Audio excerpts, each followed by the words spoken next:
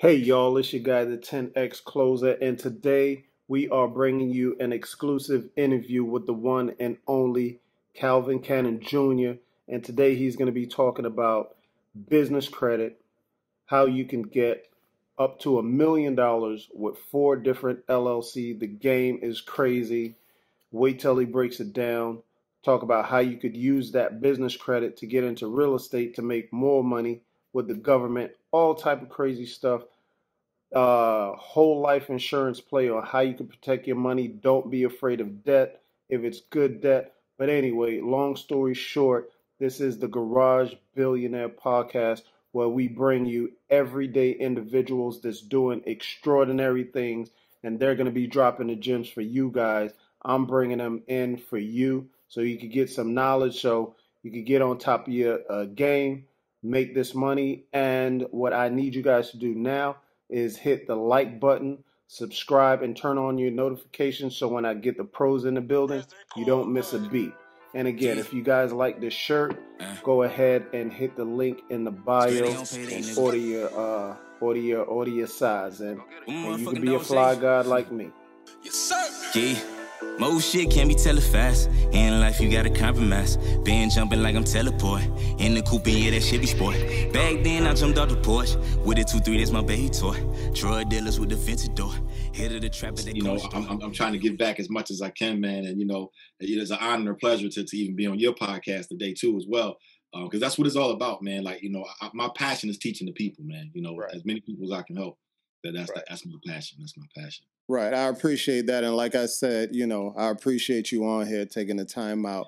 Now, it's about you today. So let's go.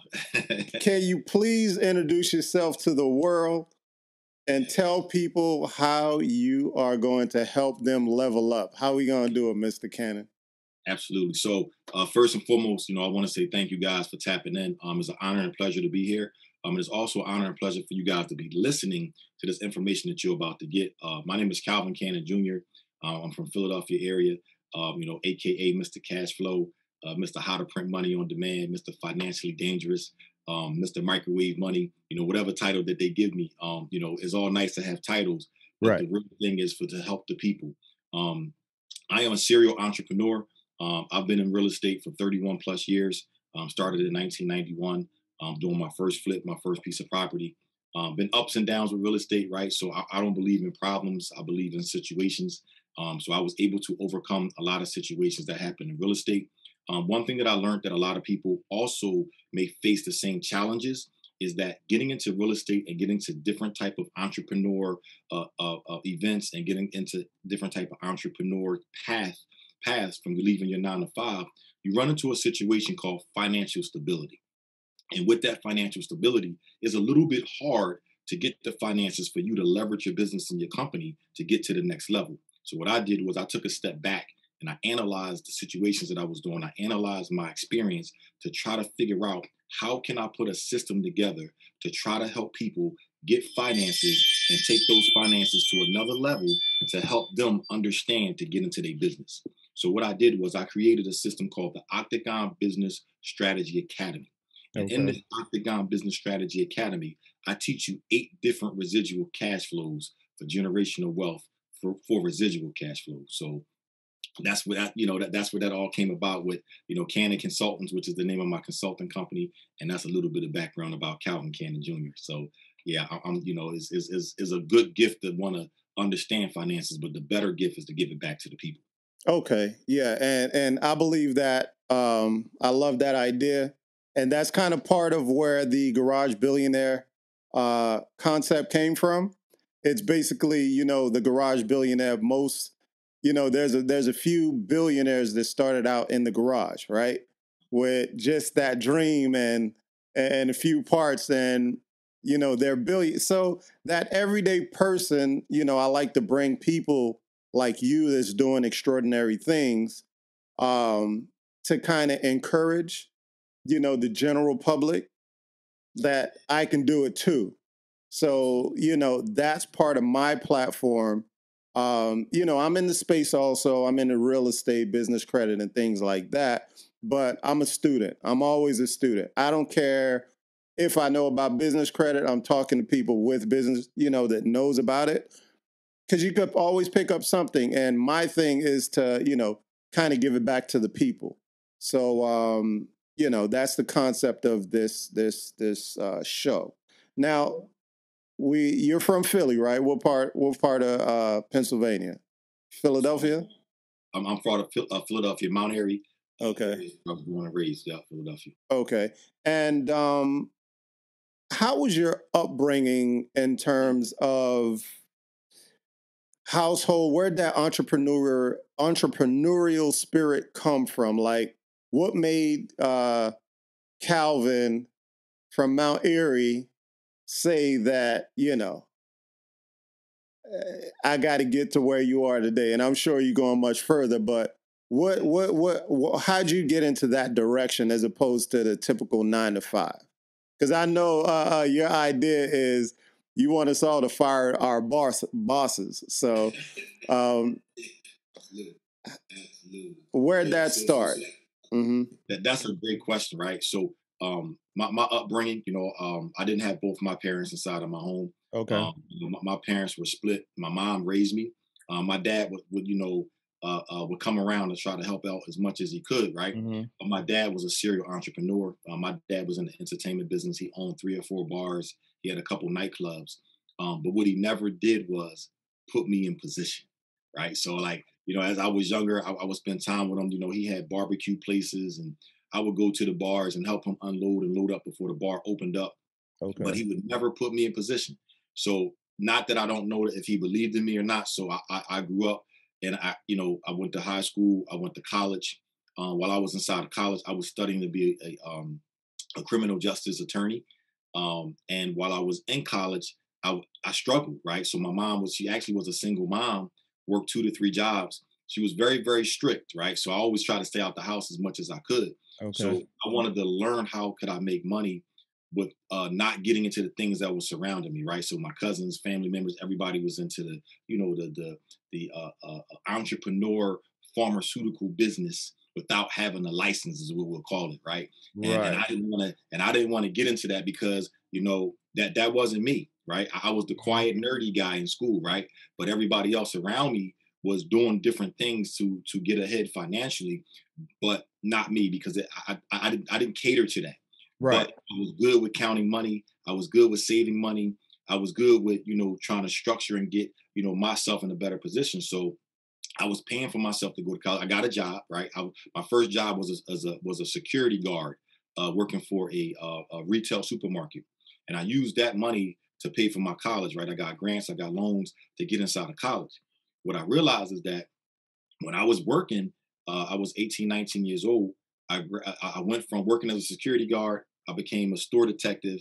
From a store detective to an assistant manager, from an assistant manager to a store manager, to a store manager to a district manager, from a district manager to a regional manager. So I spent years in corporate America building up to go up this ladder because I didn't have my father figure who was the entrepreneur, who was probably making like, 2-3 times my salary within a month. He didn't take the time to show me the game, right? So as me growing up, I'm getting my jobs. I started getting, the real estate bug, right? So I'm in Temple University, second year in college, sophomore. I had an opportunity to move out of my mom's house and get a duplex. I put my grant money in, my grant request in for my stipend for the grant. Like, when you're in college, you get a stipend for your books and your room and board. I submitted my grant offer late, so I got the money at the end of the semester. So when I got the money, it was $5,000. I immediately thought I was up, right? I felt good, right? So I took that money, I deposited the check, I cashed it, and I bought me a duplex at 32nd and Cecil B. Moore for $5,000. Wow.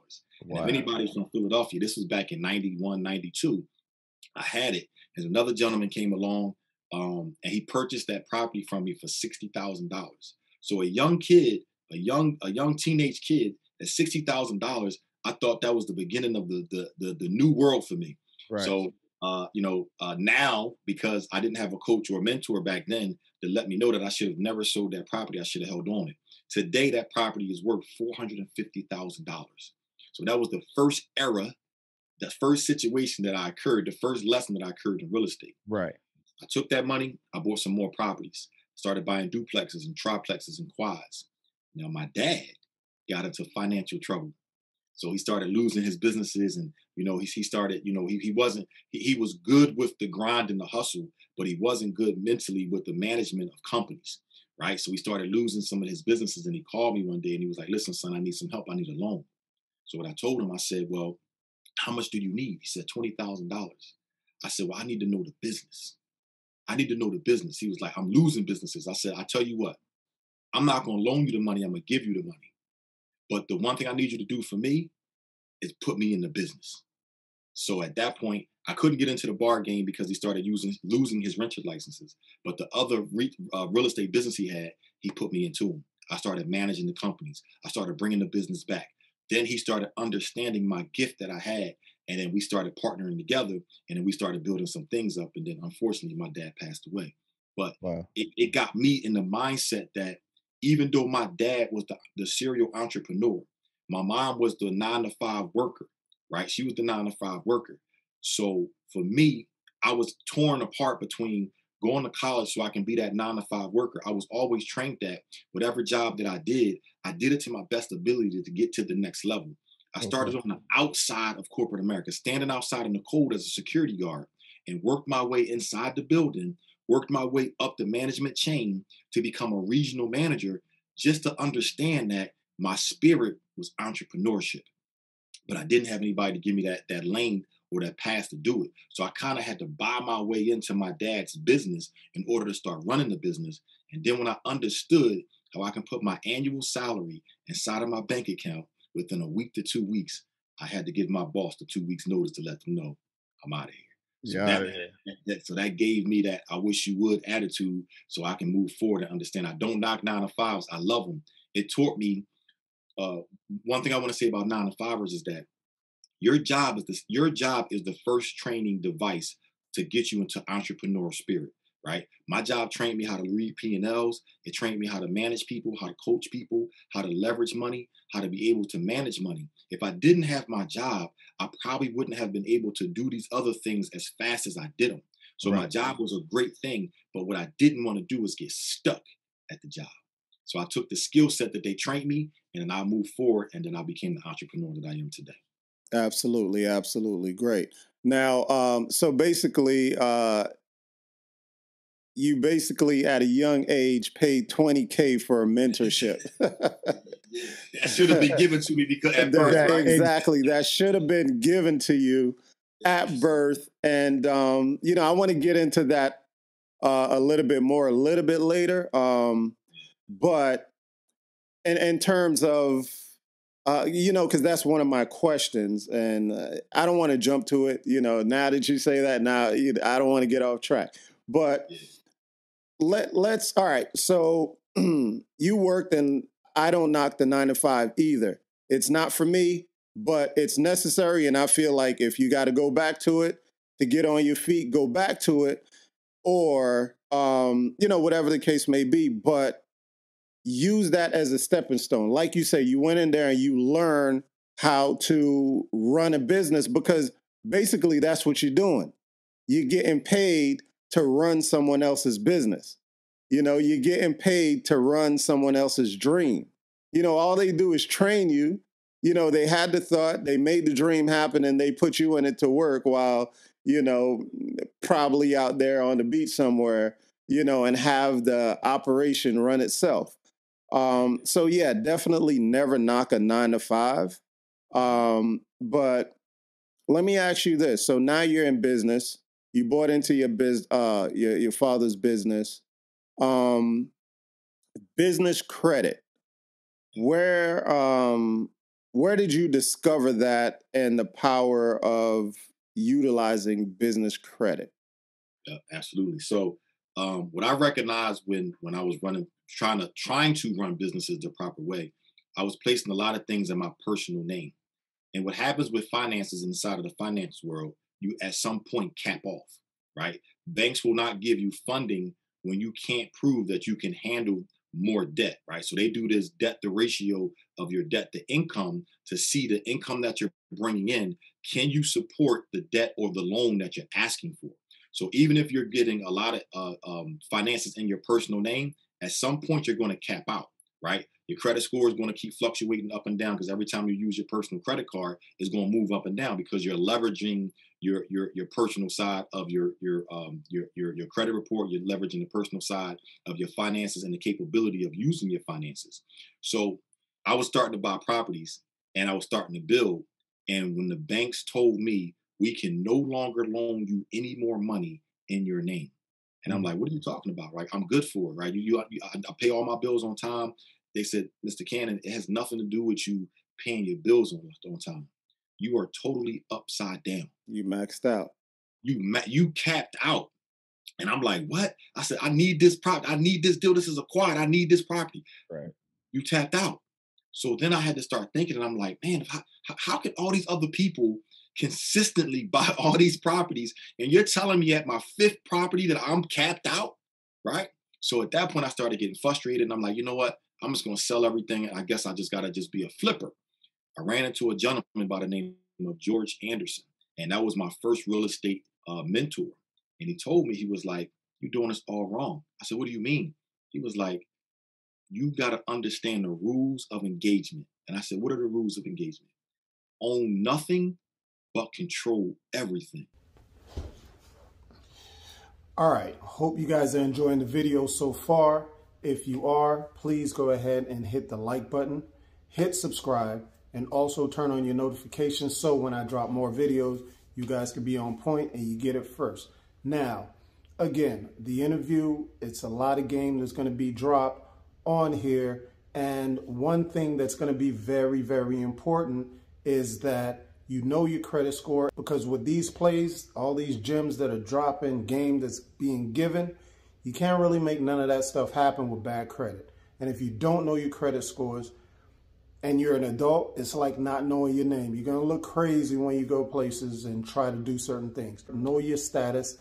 Click the link in the description and you could sign up for a $1 trial, get all 3 of your scores and your full credit report so there is no confusion. Let's get back to the interview, and thanks for watching. I'm like, what you talking about? He was like, all of your properties, everything you do needs to be in an LLC. And I was like, why?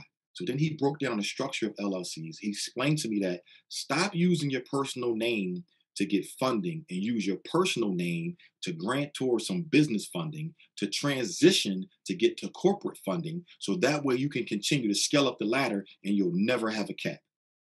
I said, how much you charge me to mentor me? He said, nothing. He said, you're a licensed realtor. You're going to sell my properties and I'm going to teach you the game. And I said, let's go.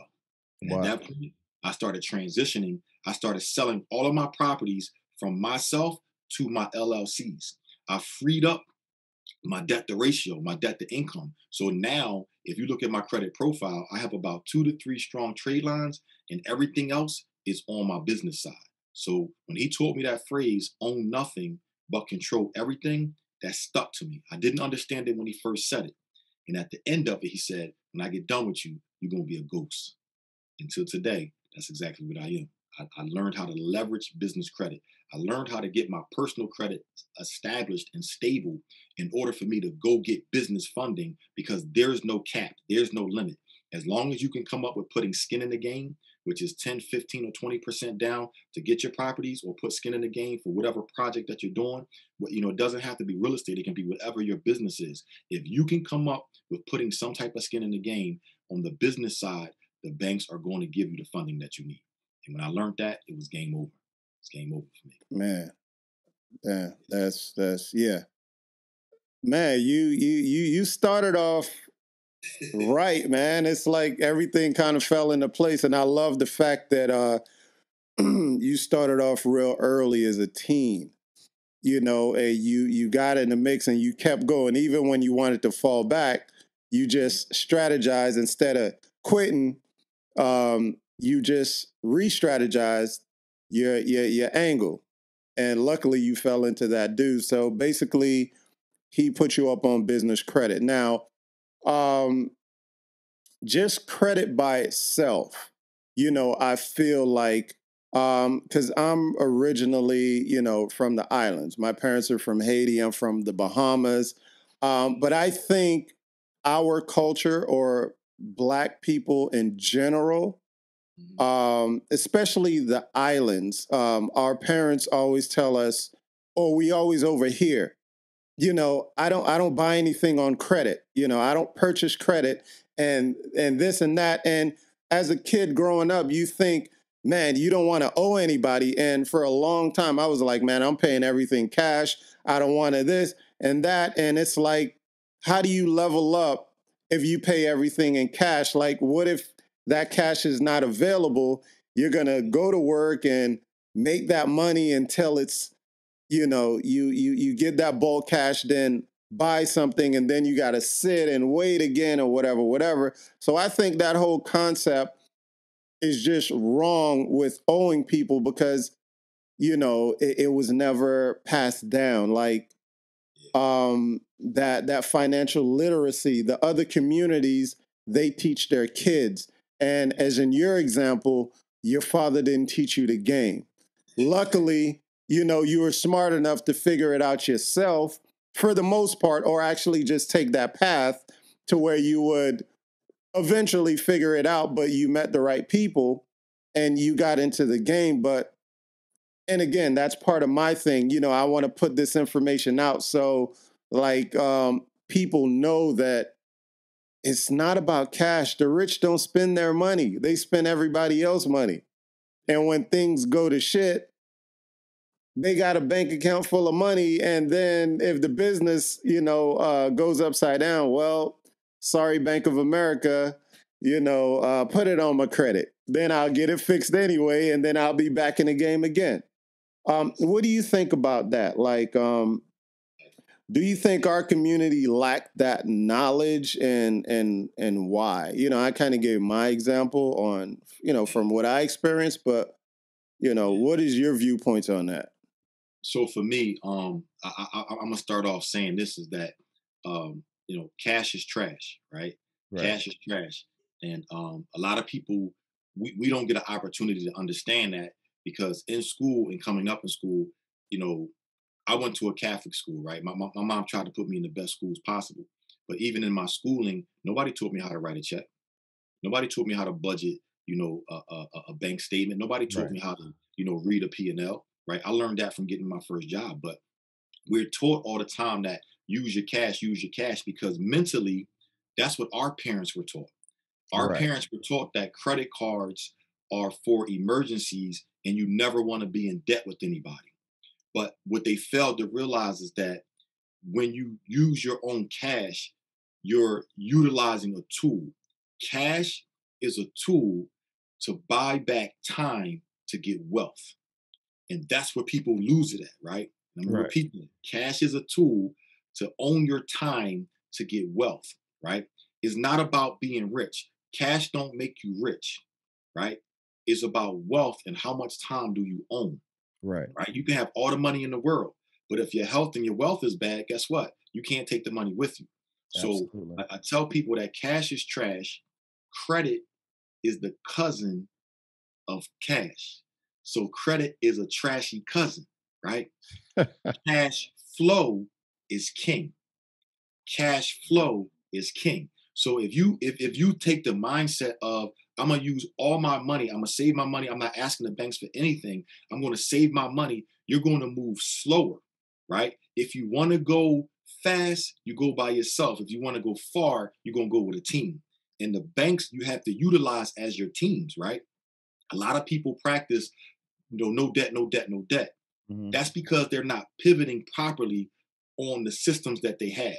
We've been trained and programmed that use your own money because nobody can ever take anything away from you, right? Use your own money and it's going to feel good that you earned it.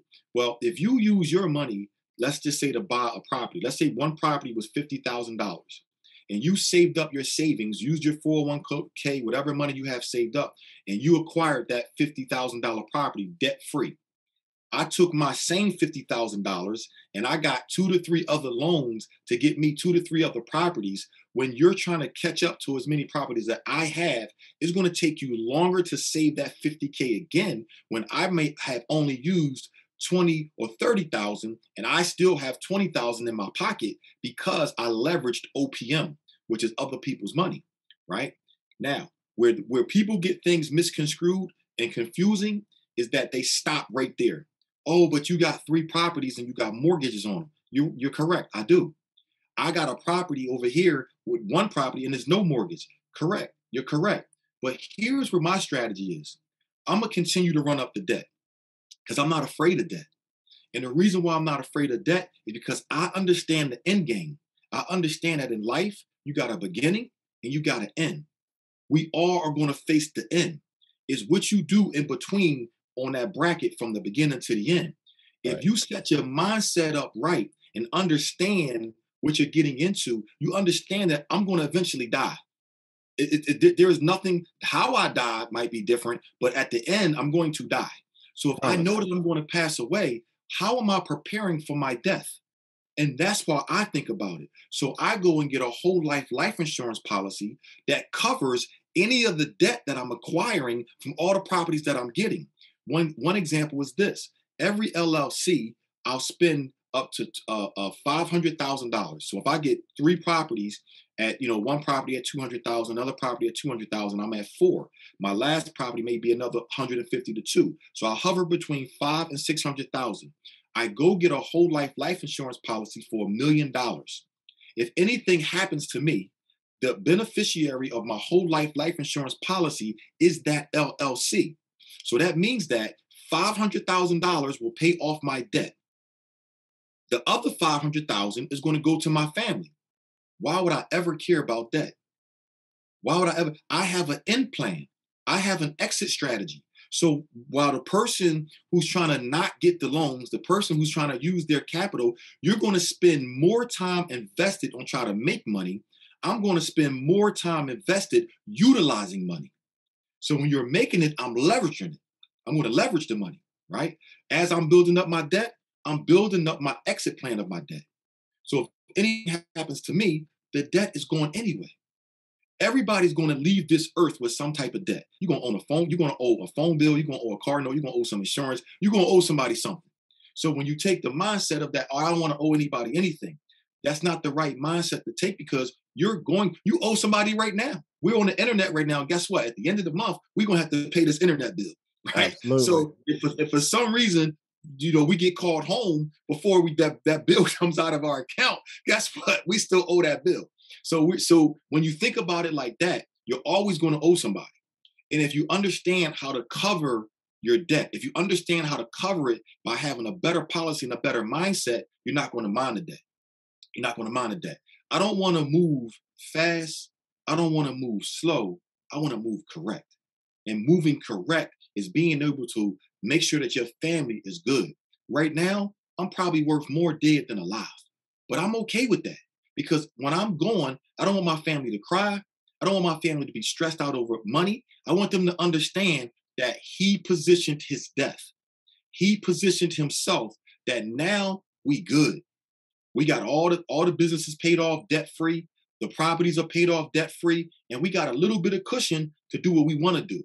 But the most important thing is this. The most important thing is this.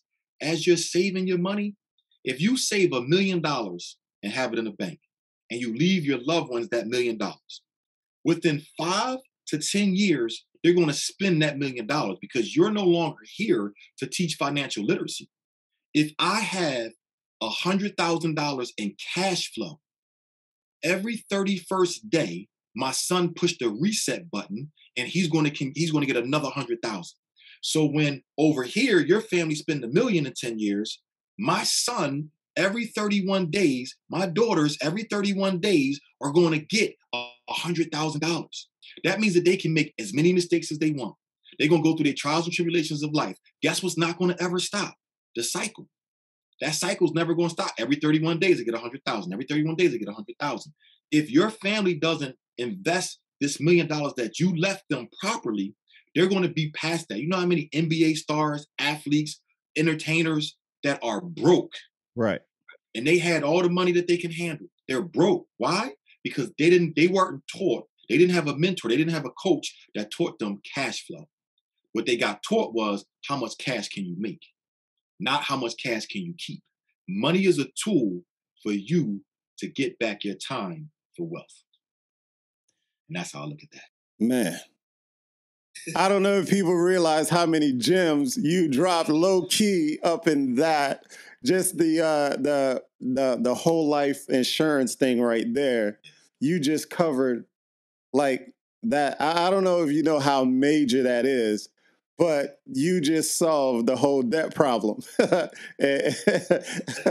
Well, as far as that that aspect, so basically with that, you're saying, if I have, let's say, $500,000 in property, get $1 million policy, God forbid I go, that debt is covered, plus my heirs get $500,000. And on top of that, they got $100K coming in every month like clockwork. See, this is the thing that we were never taught, in our community. But you have other communities that teach this stuff. So these heirs are already in position and they don't really have to do anything. But like you say, the thing is very important to teach these children. Like everybody talks about generational wealth. They think generational wealth is leaving money behind. And that's BS. That's not leaving money, because you're leaving money behind to people that don't know how to manage money. So like you just said, that $1 million that you left behind is going to be gone within a few years. Nowadays with inflation, you see how things are crazy. Exactly.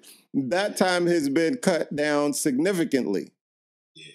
But again, that other gem, the cash flow, it's crazy, man. I mean, man.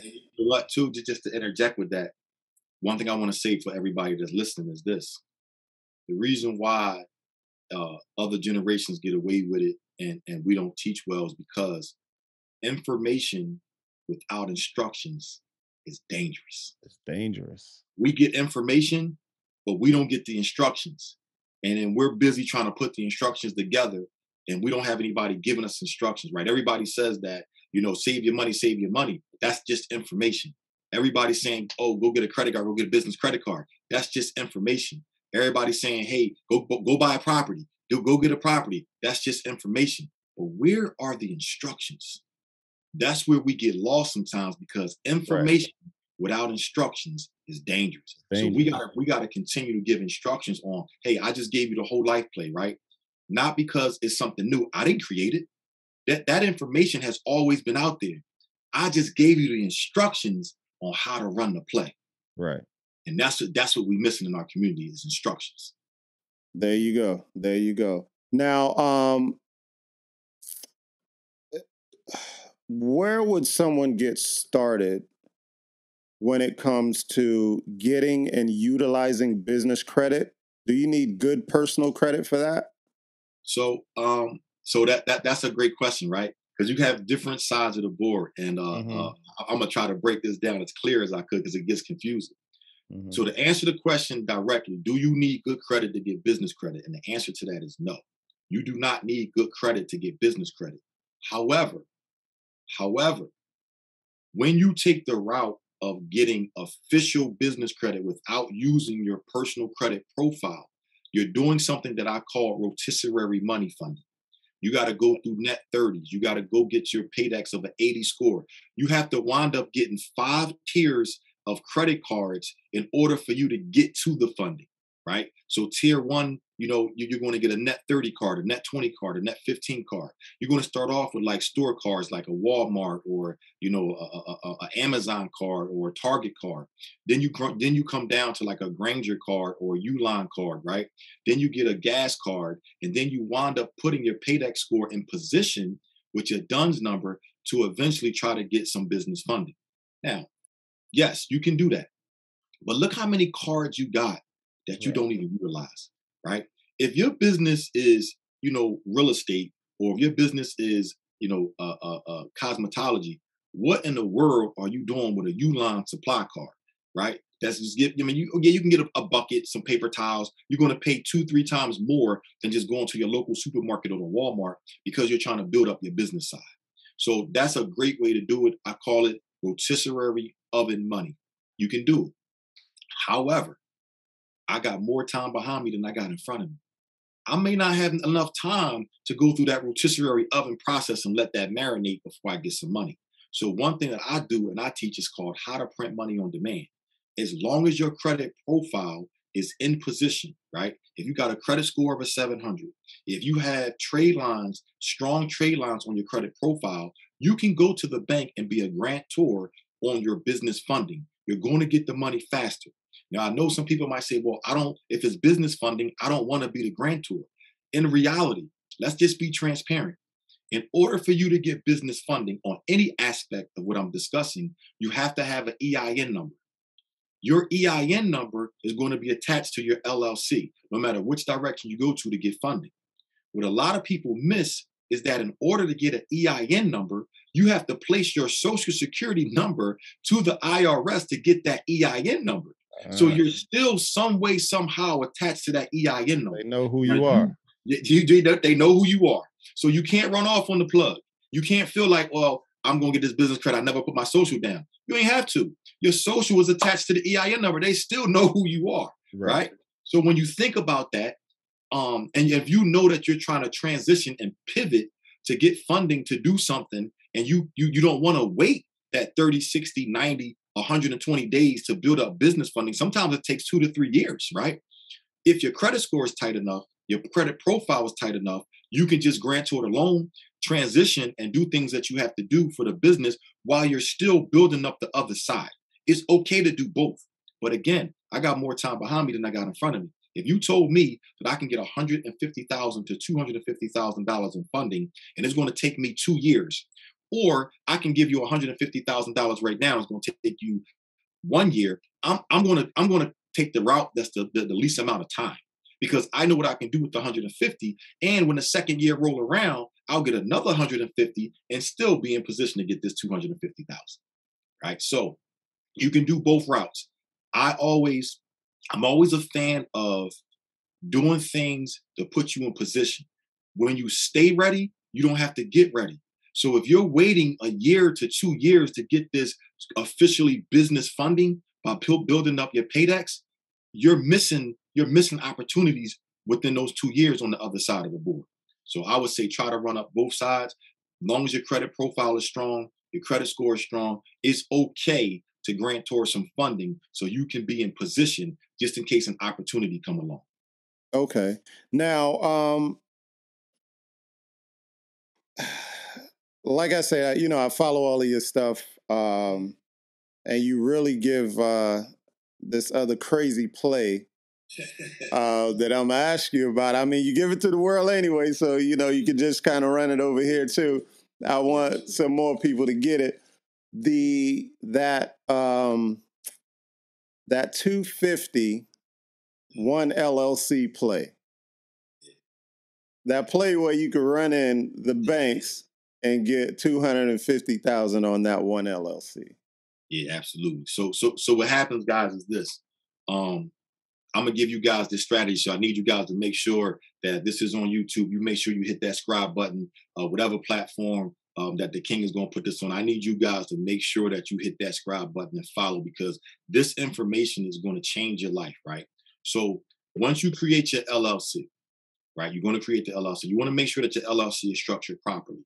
And if you're not sure how to do that, please get with a professional or somebody who knows how to structure LLCs, so that way you can get your business bank account set up the proper way. Once you have that, now you're in the beginning stages of the game, right? You may not have the 700 credit score. You might feel like, man, you know what? I got the LLC, I got the business bank account, but I don't have the 700 credit score. I need you to pull out your pads and your pens right now, because I'm about to put you on a strategy. First thing first, you don't have to be the one with the high credit score. You can find somebody, your day one, your family member, your loved one, your siblings, right? You can put them on your LLC as 90% as the owner. You're going to take 10% of ownership. banks do not look at anybody with 10% or less as any financial obligations to getting funding. So the person with the 700, they're going to be 90% owner of the business. You're going to take them to a bank and you're going to get something called no doc funding, right? No doc funding goes up to $49,999. Let's just round that off to $50,000. You're going to get that with one LLC because the funding is in the business name. That means that the inquiry is not attached to anything on your personal side. If you know how to remove inquiries, just remove it. If you're not sure how to remove inquiries, before you get the inquiry, ask the bank, do they do soft pulls or hard pulls? If you find a bank that do a soft pull, guess what? The only person to see that is you and that particular bank. So now once you get the one LLC and you go through the channels of getting this funding, now you know that the bank will guarantee you this money with this particular LLC and the profile that you have to get the funding. So now you go back, you can either go one to another no doc loan bank. You're going to run the same strategy and run the same play. If bank A gave you $50,000 because of your profile, that means that your profile is approved enough for the no doc loan underwriters to approve you of this dollar amount. So you go to bank number 2 and you run the same play. Then you go to bank number 3, you run the same play. You go to bank number 4, you run the same play. If you get $50,000 on all 4 banks, you're talking $200,000. If you get $25,000, you're talking about $100,000. Now, you might say, okay, that's $100,000. That place sounds good. Now, all you got to do is rinse and repeat. You go get another LLC and you go back to the same 4 banks and you run the same strategy. Now you got another $200,000. And while you're in the bank, that's just applying for a no doc loan. If you get a no doc loan, you also get a no doc credit card. So if the bank gives you a $25,000 limit credit card on all 4 banks with the same one LLC, you're talking about $300,000 coming off of just one LLC. That's that strategy in play that you got to lock inside, guys. All you need is a 700 credit score. All you need is your profile to have 2 trade lines with either $1,000 or $2,000 or more, and you can run this play. And if you're not the person that's that strong, you find the person that's strong and you place them on your LLC as a partner. Give them 90%, you take 10%, and you go to the bank and you cash out. You cash out. It's crazy.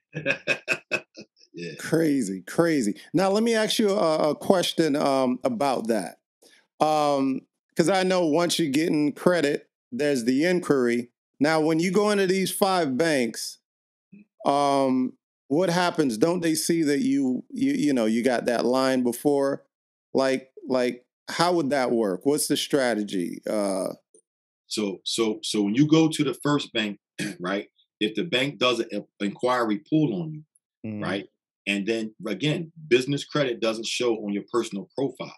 So technically by law, as long as the account is not on your personal profile, that inquiry does not have to stay. You can request for the inquiry to be removed, right? Now, when you go back to the bank, right? Or let's talk about the first LLC. When you go to the second bank, if the second bank doesn't see the inquiry, the bank doesn't see that you applied to that bank. Now, on their check system, they will see that you have an account with one of the banks. And that's okay, because now they see the dollar amount that's sitting in that account and you're in good standings with that bank. Right. So that gives the second bank more encouragement to give you another funding and give you another loan because it's not showing a debt. Remember, when the banks are pulling this, you're grantoring these loans. So when they pull your personal credit profile, it's not sitting on your credit profile as debt. So you're walking into the bank as if you never had that other 50,000. Got it. They never seen it. Now, when you run back to the same bank with the second LLC, yes, they're going to know that you got the 50K because they can pull up your profile and pull up your account. However, you're coming in with a different EIN. You're coming in with a different LLC. That LLC has nothing to do with the first LLC. And when they pull your credit profile, that debt isn't sitting there to stop you from your debt to income. So this is the reason why the banks are going to continue to give you the funding, because there's nothing showing that that $50,000 stands out. The underwriter can see the profile of what you have with the bank. Okay. But most people think that the bank is going to say, oh, we already gave him $50,000. We're not giving him any more. You know what the bank is going to say? This individual is building a relationship with us. He's bringing us his businesses. So we might not give him 50 the second time around. We might give him 35. But you're going to still get funding because you qualify for the no-doc loan funding program. You're not asking for anything outside of whatever the limit is. So you don't have to show no documentations, right? So they don't have to give you the 50 to max you out, but they're going to give you something because you qualify. You qualify. Beautiful. Now, another quick question. What time span are we doing all of this? Yeah.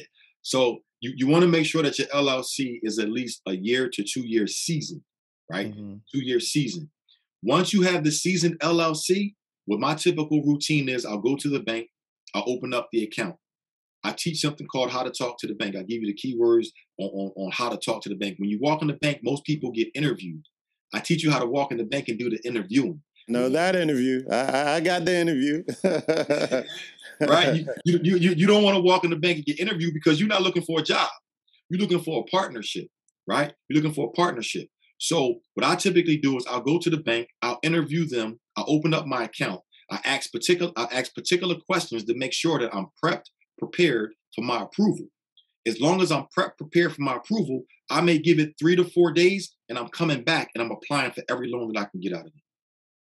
I'm applying for everything. I just let the account sit to make sure that I'm in their system properly. So when they go run my EIN, when they go to run my credit for the funding request, I'm in their system. It's not like I'm asking for a loan or credit card, but yet my account hasn't even cleared yet. So you want to at least give it at least 2 to 3 days, get in the system, and then go back and apply for the funding. That's just my strategy. Some people apply right there and then. I like for my paperwork to be settled. So there's no questions that the underwriter have to ask for me to prove anything because I have a fresh new account. So at least let it sit for like 3 days. Gotcha. And I'm going to the next bank. How many days later, or a month later, or a week later? What do you suggest? So typically, what I would do is, if I'm setting up accounts, I would do all the banks maybe that same week. Not applying, but just setting up the accounts. Right. Just setting them up. And then I'll come back the following week and I'll start applying. I want to go to the bank that does the soft pull first because I want to get as many pulls out of that because nobody else is going to see it. If I go to the bank that do the hard pull, the bank that does the soft pull is going to see the hard pull. So I want to go to all the banks that I cannot do the soft pull so nobody else can see that. And then I'll go to the hard pull banks. Okay. Appreciate the information. Now, everybody, Calvin's information is going to be here. You got to join his mentorship. This dude, the free information that he gives is crazy. Just that alone, you could go run up a bag, but it's those tidbits. Like on one of your last lives, you were talking about that veteran facility play. But let me ask you this real quick. I don't want to keep you too long, and I'm not going to have you give out all. I want people that's watching this to go join your mentorship, follow you, do all of that. Please do it. This is, hopefully my give back to you for taking your time to come out, directing everybody over to you. But all right, so now I got all this business credit. I went in, I got $200K in credit lines. How do I buy real estate with that? How do I buy some real estate?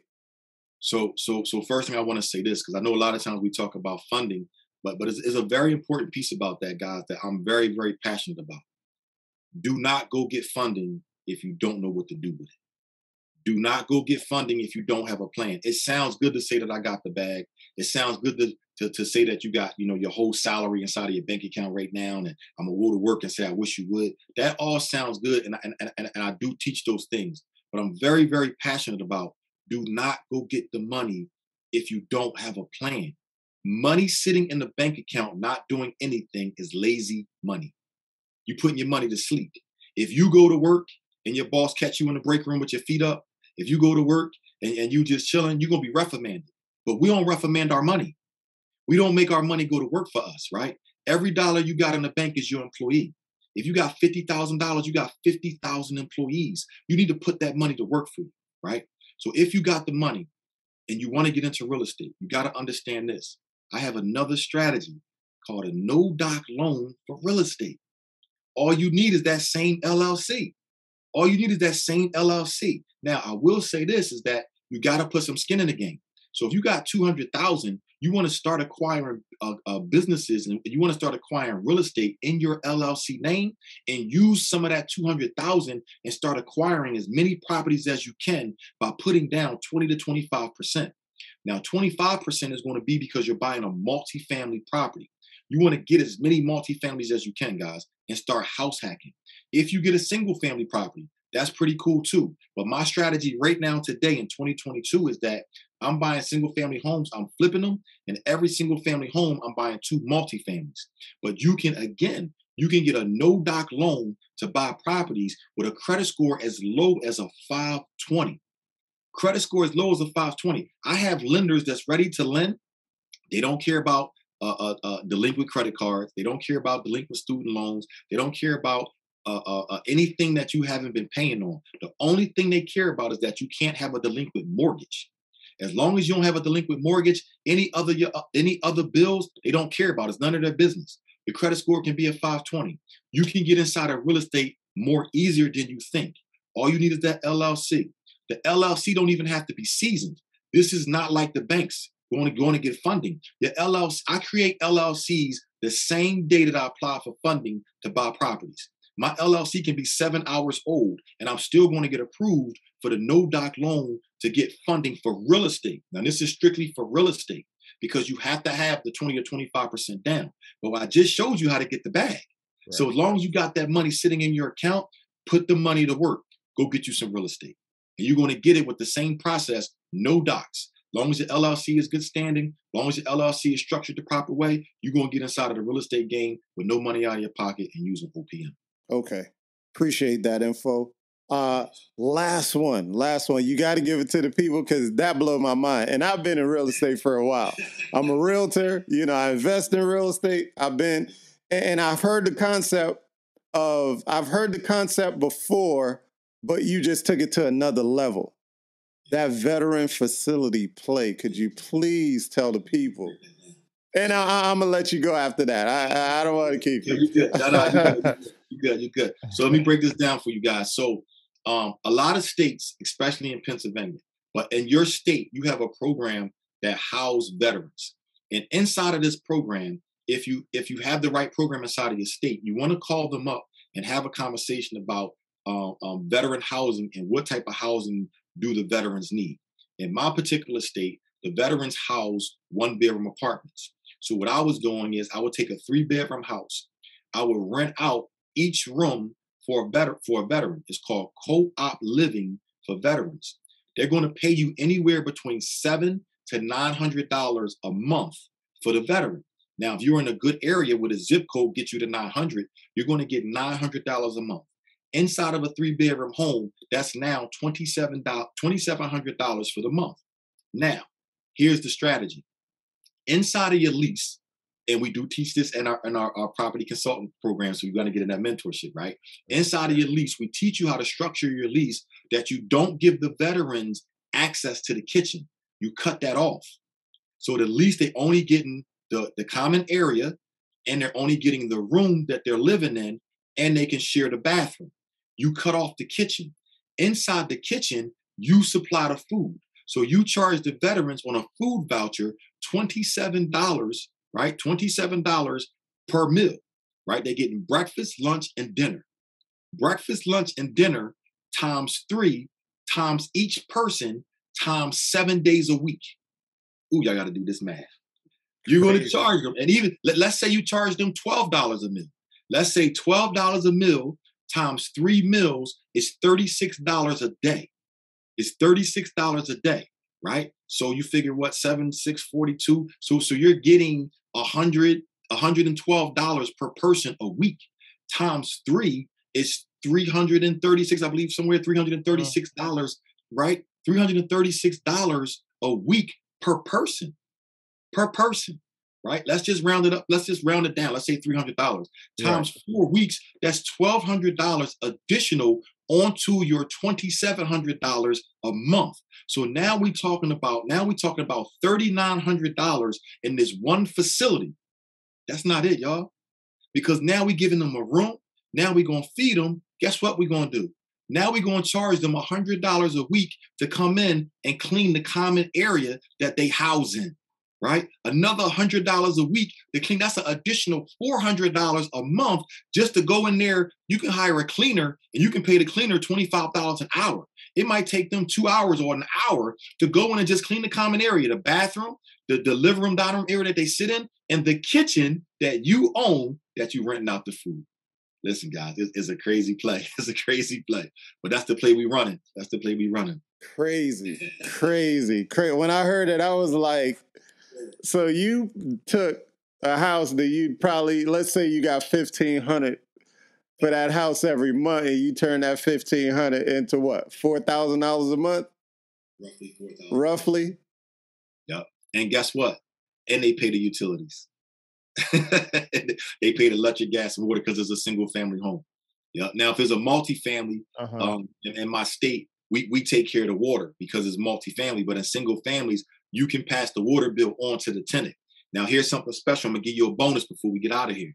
Okay. When you do the veteran play, a lot of times when you are a landlord, sometimes you get stuck with doing your leases with the tenant, right? So it's the landlord, right, or the property management that's writing the lease out to the tenant.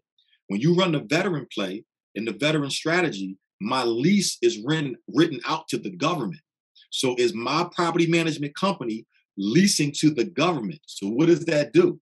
When it's time that if God forbid, if anything happens and they don't pay rent and they got to get rid of those veterans that's in there, I don't have to do evictions. I'm getting a guaranteed check because my lease is not with the individual. My lease is with the LLC of the company. So that means that I'm constantly getting a check no matter if they got a vacancy or no matter whoever's in there. What I will miss out is the food voucher and maybe a little bit of cleaning. But other than that, that $2,700 every month is like clockwork.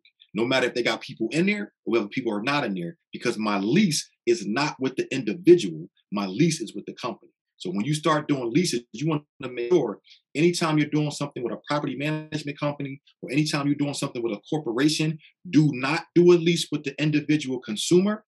Do the lease with the company, and you're going to lock them into the payment because you have nothing to do with the tenant. That's just some game for you. Mic drop. Mr. Calvin Cannon Jr., I appreciate you for stopping by the Garage Billionaire podcast. What's your Instagram handle? Yeah, listen, guys, you can follow me on all social media platforms at Calvin Cannon Jr. That's CalvinCannonJr. Make sure you guys tap in, turn your notifications on. I'm dropping gems. I'm giving out jewels every day. Tap in, y'all. Appreciate you. And he has mentorships, trainings, all type of stuff. Get with him. Again, this is the 10X Closer with the Garage Billionaire podcast. And hopefully you guys got, I can't even say hopefully. There was too many gems dropped today.